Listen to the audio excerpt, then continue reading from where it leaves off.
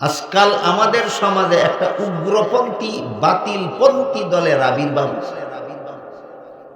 এই বাতিলপন্থী উগ্রপন্থী দলটার নাম হইল লামাযহাবী। এরা কয় নারী পুরুষের নামাজে কোনো ব্যবধান নাই। পুরুষ যেমন মসজিদে গিয়া জমাতের সাথে নামাজ পড়তে হবে, মহিলাদেরও মসজিদে গিয়া জমাতের সাথে নামাজ পড়তে হবে, যেহেতু কোনো ব্যবধান নাই। এদের একটা সিদ্ধান্ত হইল মহিলাদের মসজিদে গিয়া জমাতে শরীক হতে হবে, আর একটা সিদ্ধান্ত হলো চেহারা ঢাকা যাবে না, চেহারা মুখ খোলা রাখতে হবে। একটা সিদ্ধান্ত হইল মসজিদও যাইতে হবে, আর একটা হইল মুখ খোলা রাখতে হবে। আমি জিজ্ঞাসা করি মতলবটা কি? বেটিন্ডে মুখ খুললে মসজিদও নিতায় চাও, মতলব কি তা তোমার? মতলব বুঝতে অসুবিধা হয়। একদল মানুষ বলে সমাজে নারী পুরুষ সমান, এরা মহিলাদেরকে ফতেঘাটে বেপর্দা করে দেখতে চায়। আরেক দলে কয় নমাজে নারী পুরুষ সমান, এরা মহিলাদেরকে মসজিদে নিয়ে মুখ দেখতে চায়। মতলব দুটারই খারাপ, দুটারই মতলব খারাপ। এদের এই মতবাদ মহিলাদের মসজিদে গিয়ে জমাতে নামাজ পড়তে হবে, এই মতবাদটাও বাতিল। মহিলাদের চেহারা খোলা রাখতে হবে, এই মতবাদও বাতিল। হাদিস শরীফে রাসূল করিম সাল্লাল্লাহু আলাইহি ওয়াসাল্লাম বলেন, লানাল্লাহুন নাজিরা ওয়াল মানজুরা ইলাইহি। যেই পুরুষে ভিন্ন মহিলা দেখে তার উপর তো আল্লাহর লানত। যে মহিলা নিজেকে দেখার সুযোগ দেয় সেই মহিলার উপর আল্লাহর লানত। বুঝে থাকলে বলুন, মহিলা মুখ খোলা রেখে মসজিদে গেলে দেখার সুযোগ দিল কিনা? রাসূল বলেন তার উপরও আল্লাহর লানত, আর যারা দেখার ব্যবস্থা করলো তার উপরও আল্লাহর লানত। ونشهد أن لا إله إلا الله وحده لا شريك له ونشهد أن سيدنا ونبينا ومولانا محمدا عبده ورسوله صلى الله تعالى عليه وعلى آله وأصحابه وبارك وسلم أما بعد فأعوذ بالله من الشيطان الرجيم بسم الله الرحمن الرحيم من عمل صالحا من ذكر أو أنثى وهو مؤمن فلنحيينه حياة طيبة ولنجزينهم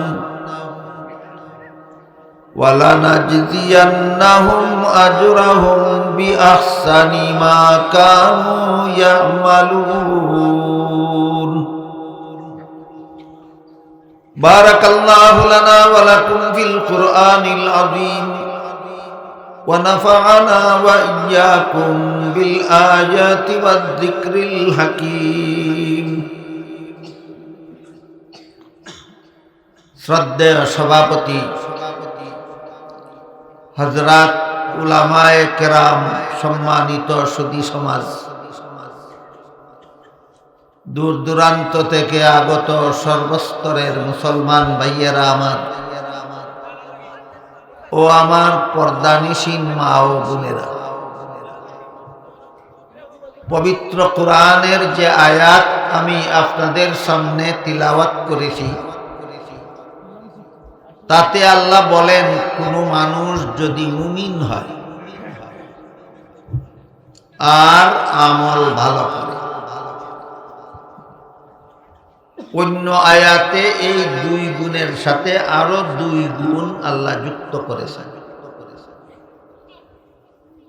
3 নম্বরটা হলো আমল যদি সহি নিয়তে করে,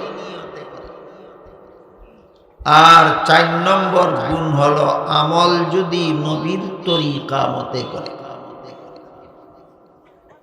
প্রথমে আমরা গুণ 4টা মনে রাখি, তারপরে তার ব্যাপারে আল্লাহ কি বলেছেন সেটা পরে। কোন মানুষ যদি 1 নম্বরে মুমিন হয়, 2 নম্বরে আমল ভালো করে,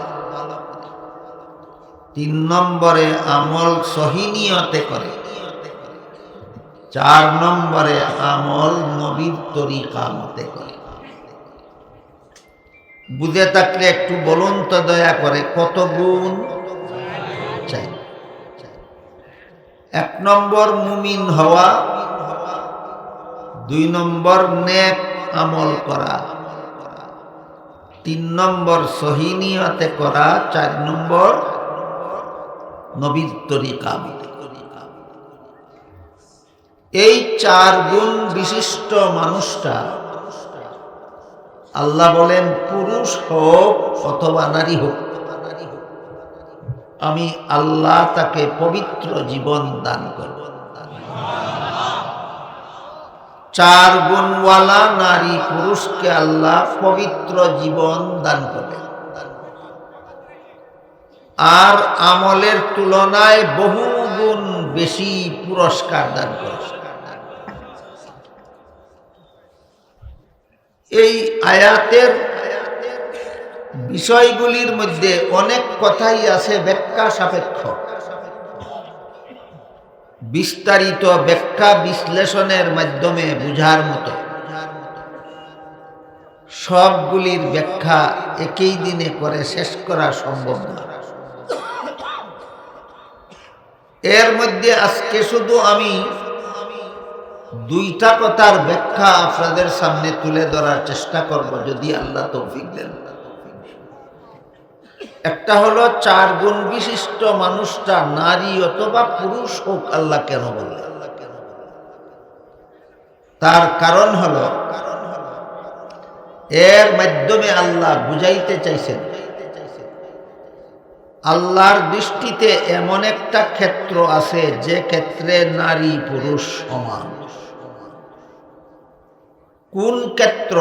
আল্লাহর কাছে পুরস্কার পাওয়ার বেলায় ক্ষেত্রে। পুরুষ পুরুষের আমল করলে আল্লাহ তাকে যে পুরস্কার দিবেন, নারী নারীর আমল করলেও তাকে একই পুরস্কার দিবেন। তাহলে কোন বেলায় নারী পুরুষ সমান? আল্লাহর কাছে পুরস্কার পাওয়ার বেলায় নারী পুরুষ সমান। যেমন ধরুন, পুরুষের জন্য জুমার নামাজ পড়া ওয়াজিব, নারীদের জন্য ওয়াজিব নয়। পুরুষের জন্য 5 বেলার নামাজ জামাতের সাথে পড়া, তারাবিহের নামাজ জামাতের সাথে পড়া সুন্নত, নারীদের জন্য সুন্নত নয়। পুরুষ যুদ্ধের ময়দানে শত্রুর মোকাবেলায় লড়াই করলে পায় জিহাদের সওয়াব। রাসূল বলেন নারী স্বামীর ঘর করলেই পায় জিহাদের সওয়াব। পুরুষ যুদ্ধের ময়দান থেকে বিজয়ী হয়ে ফিরলে পায় গাজীর সওয়াব। রাসূল বলেন মহিলারা সন্তান প্রসবের পরে বেঁচে থাকলেও পায় গাজীর সওয়াব। পুরুষ যুদ্ধের ময়দানে শত্রুর আঘাতে মারা গেলে পায় শহীদের সওয়াব। রাসূল বলেন মহিলারা সন্তান প্রসবের সময় মারা গেলেও পায় শহীদের সওয়াব। কাজেই জিহাদের সওয়াব, গাজীর সওয়াব, শহীদের সওয়াব নারীর জন্যও আছে, পুরুষের জন্যও আছে। একই কাজের দ্বারা না ভিন্ন ভিন্ন কাজ? তাহলে পুরুষের কাজ ভিন্ন, নারীর কাজ ভিন্ন, কিন্তু আল্লাহর কাছে পুরস্কার পাবে সমান। পুরুষের কাজ ভিন্ন, নারীর কাজ ভিন্ন, কিন্তু আল্লাহর কাছে পুরস্কার পাবে সমান। নারী পুরুষের কাজ, সংসারের কাজেও নারী পুরুষের ভিন্নতা আছে। সংসারের বেলায়ও নারীর কাজ আছে ভিন্ন, পুরুষের কাজ আছে ভিন্ন। ধর্মের বেলায়ও পুরুষের কাজ আলাদা, নারীর কাজ আলাদা। সংসারের বেলায় নারীর আলাদা কাজ কি, পুরুষের আলাদা কাজ কি? আল্লাহ পাক রব্বুল আলামিন সংসার জীবনে নারীদেরকে এমন কতগুলি আলাদা কাজের দায়িত্ব দিয়েছেন যেইগুলি দুনিয়ার কোনো পুরুষকে দেননি। কোনো পুরুষ চেষ্টা করলেও এই কাজগুলি করতে পারবে। এর মধ্যে একটা হলো প্রতি মাসে মাসে ঋতুস্রাবের ঝামেলা সহ্য করা। এই ডিউটিটা আল্লাহ একচেটিয়া ভাবে নারীদেরকেই দিছেন, দুনিয়ার কোনো পুরুষকে নয়। 2 নম্বর হলো প্রতিটি সন্তান গর্ভে ধারণ করা। এই দায়িত্বটাও আল্লাহ মহিলাদেরকেই দিয়েছেন, পুরুষকে নয়। তৃতীয়টা হলো সন্তান প্রসবের কষ্ট সহ্য করা। এই দায়িত্বটাও আল্লাহ মহিলাকেই দিয়েছেন, পুরুষকে নয়। চতুর্থটা হলো সন্তানকে স্তনের দুধ পান করা। সন্তানকে স্তনের দুধ পান করাবার দায়িত্বটাও আল্লাহ মহিলাকেই দিয়েছেন, পুরুষকে নয়। পঞ্চমটা হলো সন্তানকে শিশুকালে লালন পালন করা। এই দায়িত্ব পুরুষের না নারী? এই দায়িত্বগুলি আল্লাহ একচেটিয়া ভাবে নারীকে দিয়েছেন, পুরুষকে দেননি। পুরুষ ইচ্ছা করলেও এইসব দায়িত্ব পালন করতে পারে।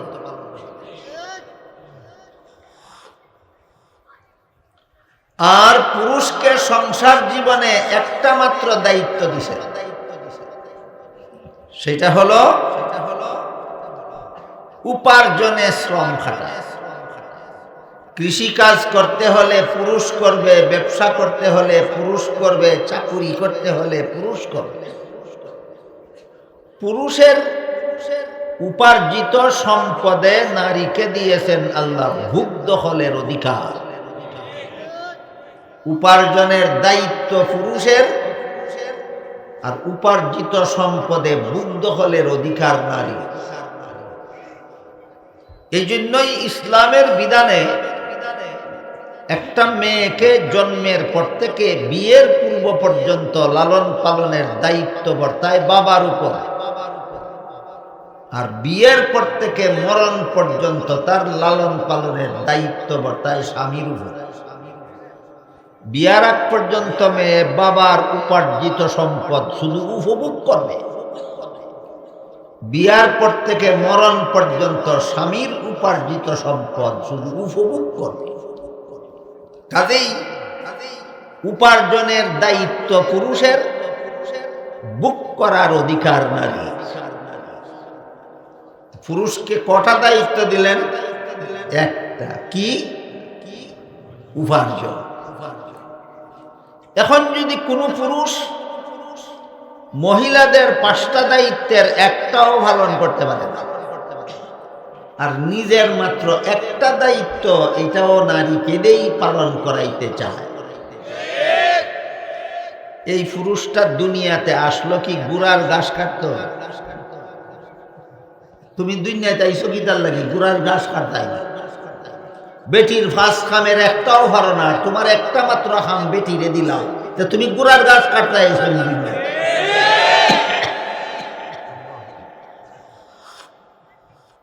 এই জন্য মহিলাদের দ্বারা যারা উপার্জনে শ্রম খাটাতে চায়, এদের মতো নিষ্কর্মা কোনো মানুষ দুনিয়াতে হতে পারে না।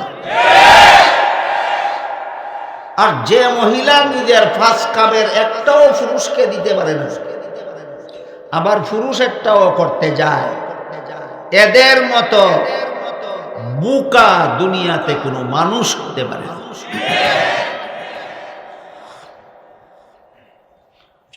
কোনো পুরুষ যদি বলতে চায়, কোনো স্বামী যদি বলতে চায় যে উপার্জন করব আমি একা, তুমি শুধু বুক করবা কেন, তাহলে তার স্ত্রীও ওই স্বামীকে সরাসরি বলে দেওয়া দরকার, সন্তান পেটে নেব আমি একা, তোমাকে বাপ ডাকবে কেন। আমি একা পেটে নেওয়ার পরে বাপ যদি তোমারে ডাহন লাগে, তুমি একা রুটি করলে পরে আমার বুক দখল করো লাগে। দেখেন আল্লাহর বন্টন ঠিক আছে নি, আল্লাহর বন্টন। কাজেই নারীর কাজ কোনোদিন পুরুষ যেমন করতে পারে না, তেমনি ভাবে পুরুষের কাজ নারীকে দিয়ে করানো যাবে না। নারী নারীর কাজ করে আল্লাহর কাছে যেই পুরস্কার পাবে, পুরুষ পুরুষের কাজ করে আল্লাহর কাছে একই পুরস্কার পাবে। গেল সংসারের বেলায়, এবার আসেন ধর্মের বেলায়। ধর্মের বেলায় কয়েকটা উদাহরণ একটু আগে বলেছি। ঈদের নামাজ পুরুষের উপর ওয়াজিব, নারীদের জন্য ওয়াজিব নয়। 5 বেলার নামাজ এবং তারাবির নামাজ জামাতের সাথে পড়া, মসজিদে গিয়া পড়া পুরুষের জন্য সুন্নত, নারীর জন্য সুন্নত নয়। এ মর্মে হাদিস শরীফে রাসূল করিম সাল্লাল্লাহু আলাইহি ওয়াসাল্লাম বলেন, খায়রু মাসাজিদিন নিসায়ে কারু বুয়ুতিহিন। এর অর্থ হলো নারীদের শ্রেষ্ঠ মসজিদ তাদের ঘরের কোণা। নারীদের শ্রেষ্ঠ মসজিদ তাদের ঘরের কোণা। একজন মহিলা রাসূল করিম সাল্লাল্লাহু আলাইহি ওয়াসাল্লামের কাছে অনুমতি চাইল, বলল, ওগো আল্লাহর রাসূল, আপনি অনুমতি দিলে আপনি ইমাম হয়ে মসজিদে নববীতে যে নামাজের জামাত চালু করেন, ওই জামাতে আমি শরীক হতে চাই। রাসূলের ইমামতিতে মদিনা শরীফের মসজিদের জামাতে শরীক হওয়ার জন্য একটা মহিলা রাসূলের কাছে অনুমতি চাই। কারণ মদিনা শরীফের জামাতে শরীক হলে 1 রাকাতে 50,000 রাকাতের সমান। আল্লাহর রাসূল অনুমতি না দিয়া বললেন, এই সওয়াবটাই তুমি ঘরের কোণায় একা নামাজ পড়লে। পুরুষ মসজিদের জামাতে নামাজ পড়লে পাবে যেই সওয়াব, মহিলা ঘরের কোণায় একা নামাজ পড়লে পাবে সেই সওয়াব। তাহলে আমল সমান না পুরস্কার সমান? এই কথাটা বুঝাবার জন্য আল্লাহ বলেছেন, মিন যাকারিন আও উনসা। পুরুষ পুরুষের আমল করে আল্লাহর কাছে যেই পুরস্কার পাবে, মহিলা মহিলার আমল করে আল্লাহর কাছে ঠিক একই পুরস্কার পাবে। এখানে মহিলাদেরকে এই নামাজের জামাতের ব্যাপারে আল্লাহ এবং আল্লাহর রাসূলের পক্ষ থেকে যে একটা আলাদা ফ্যাসিলিটি দেওয়া হয়েছে, যে তোমার মসজিদে যেতে হবে না, জামাতে নামাজ পড়তে হবে না। পুরুষরা মসজিদে গিয়ে জামাতে নামাজ পড়ে যেই সওয়াব পাবে, তুমি ঘরের কোণায় একা পড়েই সেই সওয়াব পাবে। এই ফ্যাসিলিটিটা কেন দেওয়া হলো, এর কারণটা সর্বস্তরের মুসলমানদের জানা না থাকার কারণে আজকাল আমাদের সমাজে একটা উগ্রপন্থী বাতিলপন্থী দলের আবির্ভাব। এই বাতিলপন্থী উগ্রপন্থী দলটার নাম হইল লামাযহাবী। এরা কয় নারী পুরুষের নামাজে কোনো ব্যবধান নাই। পুরুষ যেমন মসজিদে গিয়া জামাতের সাথে নামাজ পড়তে হবে, মহিলাদেরও মসজিদে গিয়া জামাতের সাথে নামাজ পড়তে হবে, যেহেতু কোনো ব্যবধান নাই। এদের একটা সিদ্ধান্ত হইল মহিলাদের মসজিদে গিয়া জামাতে শরীক হতে হবে, আর একটা সিদ্ধান্ত হলো চেহারা ঢাকা যাবে না, চেহারা মুখ খোলা রাখতে হবে। একটা সিদ্ধান্ত হইল মসজিদও যাইতে হবে, আর একটা হইল মুখ খোলা রাখতে হবে। আমি জিজ্ঞাসা করি, মতলবটা কি? বেটিনদে মুখ খুললে মসজিদও নিতায় চাও, মতলব কিতা তোমার? মতলব বুঝতে অসুবিধা হয়। একদল মানুষ বলে সমাজে নারী পুরুষ সমান, এরা মহিলাদেরকে ফতেঘাটে বেপরদা করে দেখতে চায়। আরেক দলে কয় নমাজে নারী পুরুষ সমান, এরা মহিলাদেরকে মসজিদে নিয়ে মুখ দেখতে চায়। মতলব দুটারই খারাপ, দুটারই মতলব খারাপ। এদের এই মতবাদ মহিলাদের মসজিদে গিয়ে জমাতে নামাজ পড়তে হবে, এই মতবাদটাও বাতিল। মহিলাদের চেহারা খোলা রাখতে হবে, এই মতবাদও বাতিল। হাদিস শরীফে রাসূল করিম সাল্লাল্লাহু আলাইহি ওয়াসাল্লাম বলেন, লানাল্লাহুন নাজিরা ওয়াল মানজুরা ইলাইহি।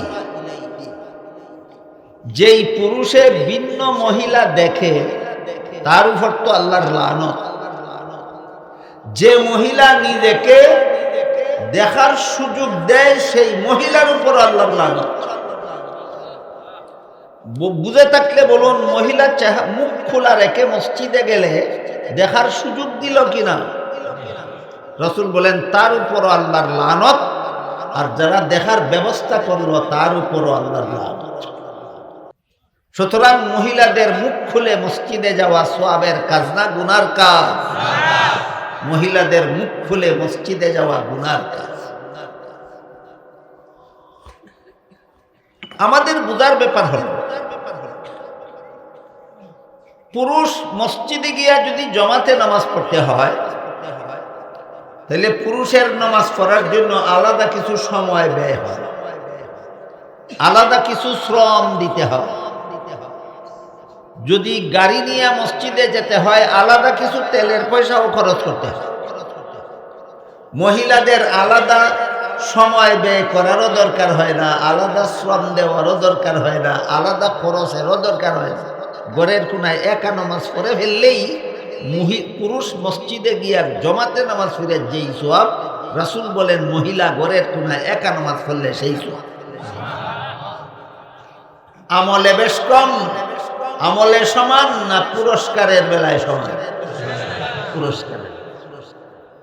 কিন্তু বুঝার ব্যাপার হইল, মহিলাদেরকে এই ফ্যাসিলিটিটা আল্লাহ এবং আল্লাহর রাসূলের পক্ষ থেকে কেন দেওয়া হয়? এর দর্শনটা না বুঝার কারণে, এর বৈজ্ঞানিক বিশ্লেষণটা না বুঝার কারণে সাধারণ মুসলমানকে ওরা নানা রকমের কৌশলে এই কথা বুঝাইয়া ফেলে যে মহিলাদের মসজিদে গিয়া জমাতে নামাজ পড়া দরকার। এরা যে সমস্ত দলিল দেয় মহিলাদের মসজিদের জমাতে শরীক হওয়ার জন্য, এই সমস্ত দলিলের মধ্যে একটা দলিল হলো, এক হাদিসে রাসূল দুনিয়াতে থাকাকালে এক হাদিসে রাসূল বলেছিলেন, তোমাদের মহিলারা যদি মসজিদের জমাতে গিয়া শরীক হতে চায় তাহলে বাধা দিও না। এই হাদিস দিয়ে এরা দলিল দেয় লামজাবি। রাসূল বলেছিলেন বাধা দিও না।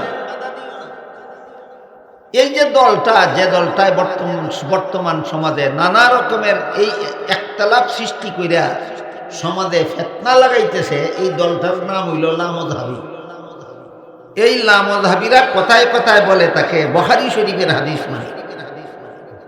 কোন কিতাবের হাদিস মানে? বুখারী শরীফের। এরা মিথ্যা কথা বলে, বুখারী শরীফ এরা মানে না। এর প্রমাণ বুখারী শরীফে উল্লেখ আছে, নবীর বিবি আয়েশা বলে। আয়েশাকে নবীর বিবি, উম্মুল মুমিনিন, সমস্ত মুমিন মুসলমানের মা। নবীর বিবি আয়েশা বলেন, যে পরিবেশে নবী দুনিয়াতে থাকাকালে যে পরিবেশে নবী বলেছিলেন মহিলারা মসজিদের জমাতে শরীক হইতে চাইলে বাধা দিও না, নবীর ইন্তেকালের পরে এই পরিবেশ আর নাই। এখন ফতেঘাটে পুরুষরাও পুরাপুরি শালীনতা রক্ষা করে চলে না, এখন মহিলারাও ফতেঘাটে পুরাপুরি শালীনতা রক্ষা করে চলে না। এখনের পরিবেশটা যদি নবীর বিবি আয়েশা বলেন, বুখারী শরীফের হাদিস, নবীর বিবি আয়েশা বলেন, এখনের পরিবেশটা যদি রাসূল দেখতেন সরাসরি মহিলাদেরকে মসজিদে যেতে নিষেধ করে দেয়। বাধা দিও না বলছিলেন রাসূল সকল পরিবেশের জন্য, না নবীর যুগের পরিবেশের জন্য? নবীর পরের যুগে সেই পরিবেশ আর বাকি নাই, এই কথা নবীর বিবি আয়েশা বলে দিয়েছেন, বুখারী শরীফের হাদিসে উল্লেখ আছে। সুতরাং এরা যেই হাদিসের দ্বারা দলিল দেয়, এই হাদিসের কার্যকাল বাকি আছে না রহিত হয়ে গেছে? রহিত হাদিস দেয়া দলিল দেওয়া একটা বাটপারি ছাড়া আর কিছু নয়। তাই এবার আমরা বোঝার চেষ্টা করব কেন রাসূল মহিলাদেরকে এই ফ্যাসিলিটি দেয়া গেল। কেন বলে গেলেন যে পুরুষরা মসজিদের জমাতে শরীক হইলে যেই সওয়াব পাবে, মহিলারা ঘরের কোণা একা পড়লে সেই সওয়াব পাবে। সওয়াবের বেলায় সমান সমান ঘোষণা করে গেলেন কেন? তার কারণটা বোঝার জন্য এর একটা দর্শন আছে, দর্শনটা বুঝতে হবে। ধরুন পুরুষের জন্য তো মসজিদের জমাতে শরীক হওয়া সুন্নত, যে সুন্নতে মুআক্কাদা, অত্যন্ত গুরুত্বপূর্ণ সুন্নত। কেউ যদি শরীয়ত সম্মত কারণ ছাড়া এমন সুন্নত লঙ্ঘন করে, তাহলে শরীয়ত ফিকহের পরিভাষায় এটারে মাকরুহ বলা হয়। এর মর্ম হলো সওয়াব নষ্ট। সুন্নতে মুআক্কাদার বিশেষ কারণ ছাড়া লঙ্ঘন করলে সওয়াব নষ্ট। পুরুষ যদি শরীয়ত সম্মত কারণ ছাড়া জমাতে নামাজ না পড়ে একা একা নামাজ পড়ে ফেলে, তাহলে তার সওয়াব নষ্ট হয়। এই পুরুষের জন্য তো যদি নামাজের পুরাপুরি সওয়াব পাইতে হয়, তাইলে মসজিদে গিয়া জমাতে পড়তে হয়। এবার বলুন তো, 6 মাসের একটা শিশু সন্তানের বাবাটা নারী না পুরুষ? পুরুষ।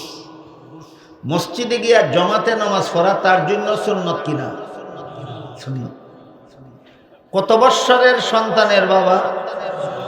6 মাসের।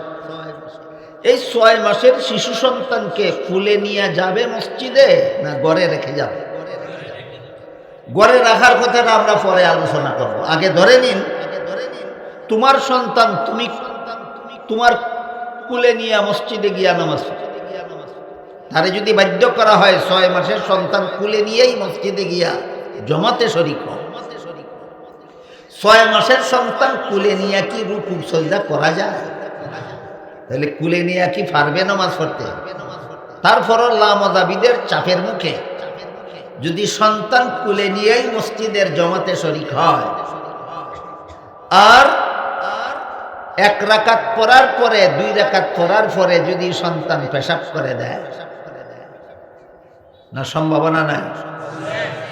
যদি পায়খানা করে দেয় আছে, খাওয়ার জন্য যদি চিৎকার শুরু করে, তাহলে তোমার নিজের নামাজ হবে দূরের কথা, মসজিদের মুসল্লিদের নামাজেও ব্যাঘাত সৃষ্টি হবে।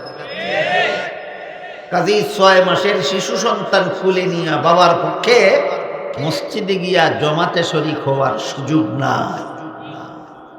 তাহলে বাধ্য হইয়া এই শিশুকে ঘরে রেখে যেতে হবে। এই শিশুকে ঘরে রেখে যাবেন কার কাছে? মার কাছে। ঘরে তার মায়ের কাছে 6 মাসের বাচ্চাকে রেখে যখন আপনি মসজিদে গিয়া জমাতে শরীক হলেন, শিশুটা খাওয়ার জন্য কাঁদতেছে কিনা এই টেনশন থাকবে। কেন? সন্তান তো তার মায়ের কুলি আছে, কান্দার কোনো দরকার নাই, যখন দরকার তখন ওই খাও। এই সন্তান পেশাব করে কোনো মানুষের নামাজ নষ্ট করে দিল কিনা এমন কোনো টেনশন আছে? নাই। তাহলে এই শিশুটাকে তার ঘরে, আপনার ঘরে তার মায়ের কুলে রেখে মসজিদে গিয়া জমাতে শরীক হইলে টেনশন যুক্ত অবস্থায় নামাজ পড়তে হবে না টেনশন মুক্ত? কার কারণে আপনি জমাতে নামাজ পড়তে পারলেন? টেনশন মুক্ত অবস্থায়। আর শরীয়তের বিধান হইল যার কারণে একজনে একটা নেক কাজের সুযোগ পায়, ওই লোকে নেক কাজ কইরা যে সওয়াব, যার কারণে সুযোগ পাইল সে না কইরাও সেই সওয়াব। এইটা হলো রাসূলের এই হাদিসের দর্শন। যে হাদিসে রাসূল বলেছেন পুরুষ মসজিদের জমাতে শরীক হলে যেই সওয়াব, মহিলা ঘরের কোনায় একা নামাজ পড়লে সেই সওয়াব। এই হাদিসের দর্শন হইল মহিলা ঘরে আপনার ঘর দেখাশোনা করে, মহিলা ঘরে আপনার বাচ্চা দেখাশোনা করে। এই জন্য আপনি ঘর থেকে বাইর হইয়া মসজিদে গিয়া টেনশন মুক্ত অবস্থায় নবীর সুন্নত পালন করতে পারেন, জমাতে নামাজ পড়তে পারেন মহিলার কারণে। এই কারণে আপনি জমাতে নামাজ পড়া যেই সওয়াব, রাসূল বলেছেন মহিলা ঘরের কোনায় একা নামাজ পড়া সেই সওয়াব। এবার বুঝে থাকলে বলেন আমলে সমান না পুরস্কারের বেলায় সমান? এই কথাটাই আল্লাহ পাক, এই কথাটাই রাসূল করিম আল্লাহ পাক রব্বুল আলামিন বলেছেন মিন যাকারিন আও উনসা, পুরুষ হোক অথবা মহিলা হোক আল্লাহর কাছে পুরস্কার পাওয়ার বেলায় সমান।